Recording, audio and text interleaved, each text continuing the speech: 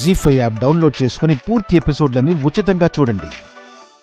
అది ఏం చేసినా చూస్తూ ఊరుకునేది రాహుల్ కోసం. వాణ్ణే దూరం చేయాలని చూస్తే చంపడానికి క్షణం కూడా ఆలోచించను.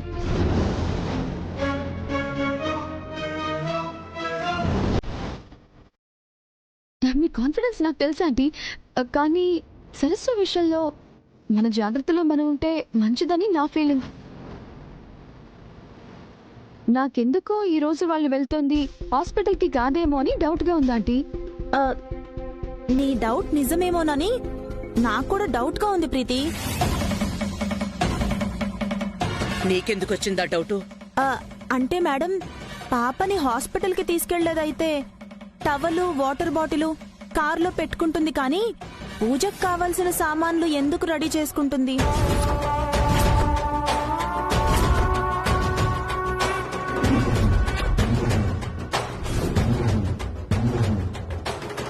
పూజ సామాన్లు ఏంటి వనజక్క? అవును ప్రీతి, బాల్కనీలో ఫోన్ మాట్లాడుతుంటే చూశాను. ఆ సరసు టెన్షన్తో పరిగెడుతూ ఉదయం నుంచి ఒక్కొక్కటిగా కార్లో ఏవో పూజ సామాన్లు పెడుతుంది.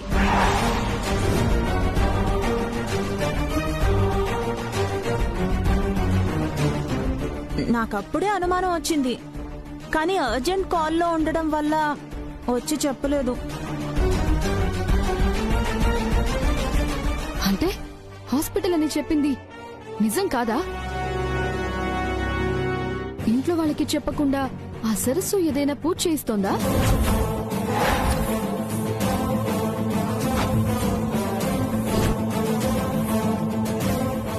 చూసారా ఆంటీ, మీ గురించి తెలిసి కూడా ఎందుకిలా ఓన్ డెసిషన్స్ తీసుకుంటోంది? ఇలాంటి బిహేవియర్ గురించే మనం జాగ్రత్తగా ఉండాలి అని చెప్తున్నాను.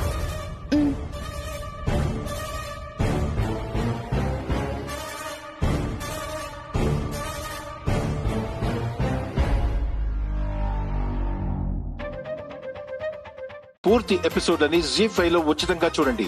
యాప్ ని ఇప్పుడే డౌన్లోడ్ చేయండి.